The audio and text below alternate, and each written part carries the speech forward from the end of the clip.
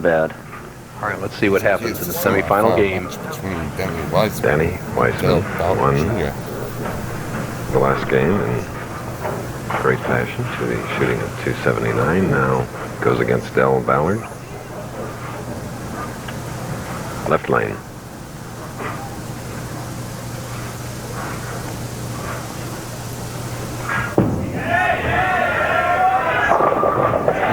Finished with 3 in a row in that big 279 game, so here he goes again. And Ballard is up. You'll see the versatility of Ballard Jr. as you watch the line he's playing in this championship round. He's deep inside, but he's not playing the big hook, somewhat down the center instead of that big swing shot we saw a couple weeks ago. Hook up. Oh, yes. That ball was fortunate just For those who wait, there's a reward. Well, the head pin does the damage here as he looks like he's going to leave a swishing 7-10. That's what Bob Benoit left against Pete Weber last week as Pete eased into the Johnny Petraglia Open down at Carroll Air Lanes in Jersey. Well, it's fair for Ballard Jr., who won his first title in Tacoma. It happened to be the United States Open. And in 1989, he won the Firestone Tournament of Champions. His opponent was Pete Weber. Well, you know, he bowled so good on the show in the U.S. Open that I really didn't even have a chance. Petey shot a 247 against Tacoma. He is tough. Collecting his thoughts right now while Wiseman will bowl. Strike up, second frame.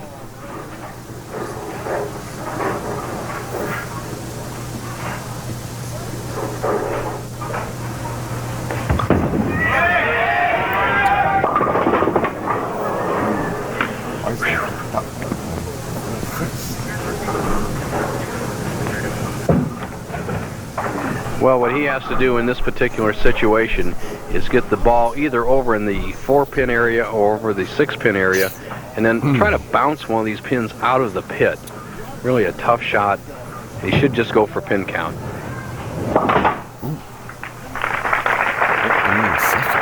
This is our third game of the afternoon. Following us, ABC's Wide World of Sports, completing a great 1-2 punch here on ABC Sports, the Iditarod Trail Sled Dog Race, Florida Derby, Jeep Superstars.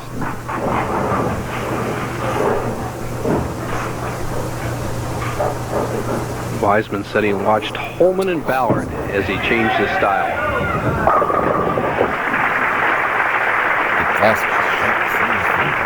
Two strikes in 3 frames. Unfortunately, in between it was that open. Ballard in the lead, strike up now, shooting in the third.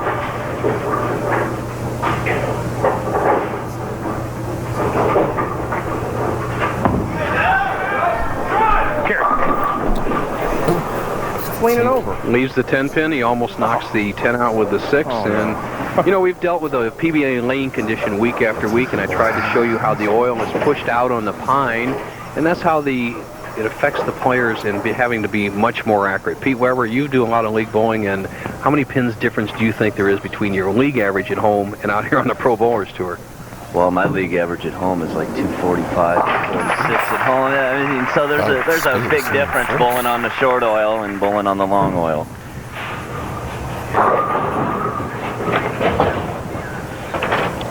And with this oil, you can see how the players will line up and are forced to line up. Of course, they have to play for Ballard. It's going to be the deep inside line. He's going to slide around the center of the lane, and he's going to come out between the 3rd and 4th arrows. A little wider. All right. Ballard Jr. in a 12-pin lead win our semifinal game at the Leisure Long Island Open. We'll be back.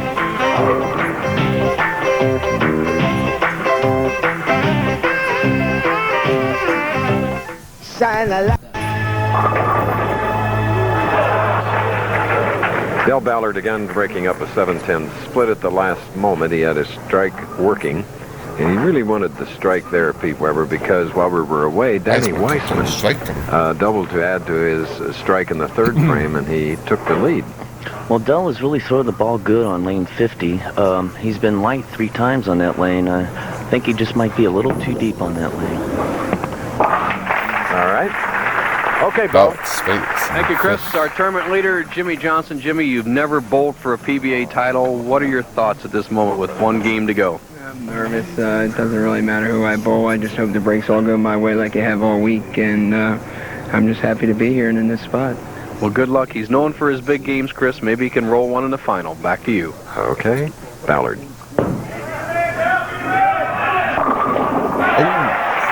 That strike coming in the 6th frame. This is Dell's first action of the afternoon as a number 2 qualifier in this field of 160. How was that hit, Pete? Oh, he was just absolutely perfect on that shot. The ball got out to about the 7th, 8th board, made a left turn, and just sawed the rack. And Danny Wiseman now can take an 18-pin lead. 3 in a row. 6th frame. And he does.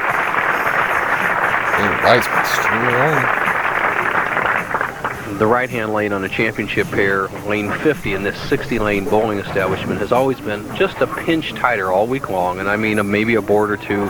Wiseman made an adjustment off that poor shot in the 2nd frame, has strung 5 strikes in a row, has an 18-pin lead over Ballard as his wife of almost 3 years looks on, can extend that lead to 28 with a strike here in the 7th.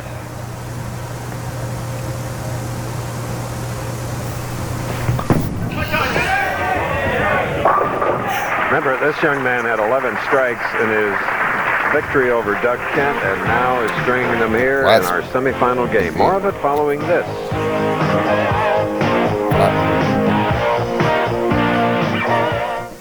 To show how fire...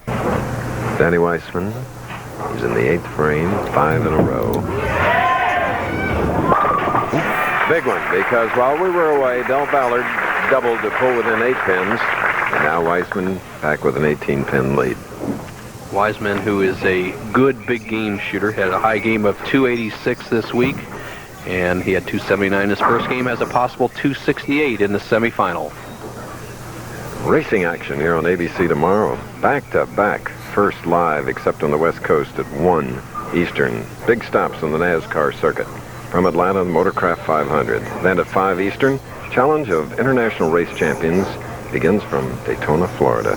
From Baltimore, Danny Wiseman, 9th frame. Oh, Wiseman's string got stuck. Boy, and he really wanted that one, Pete Weber, because with that one there, he could determine his own destiny. He could have ended up with a 268, and he could not have been shut out. As you watch this solid 10, Pete, what would go through your mind at this time? Well, Bo, I know he's thinking he threw it good. I mean, you can't throw it much better than a ring and 10. But what this sets up for Wiseman is a possible 247. Ballard can come up here in the 9th and 3 shots in the 10th and shut him out. Nearly foul. Stuck at the line. Good balance. You 23-year-old.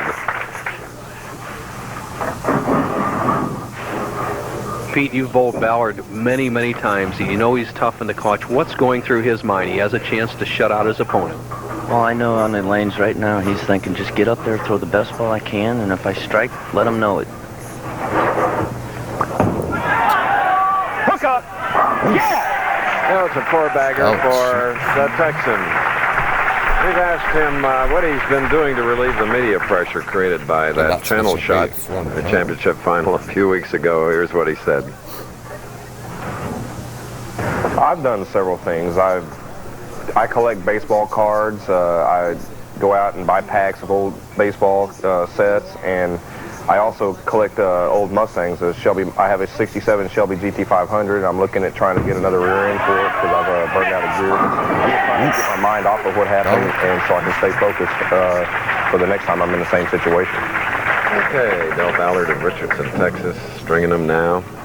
Chris, and you know he likes speeds in cars, but he has speed in this match. If he can strike here, and Pete, ironically, he would need 7 pins to tie and 8 to win. The same situation he had against you. Let's see what happens.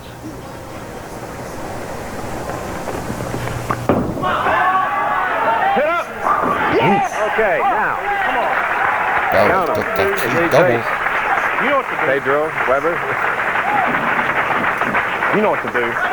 All right, let's see You know what to do. who's the luckiest, Danny Wiseman or Pete Weber. As Wiseman, if he gets 8 pins, Ballard gets 8 pins, shuts him out. This is a situation, Pete, you were in when the ball went in the gutter. Well, Bo, I'm gonna go out on a limb right here and say he's gonna flush this one. Gets it and moves on. Well, that was a great match. Shoots a big 250 will be in the final. ABC Sports President.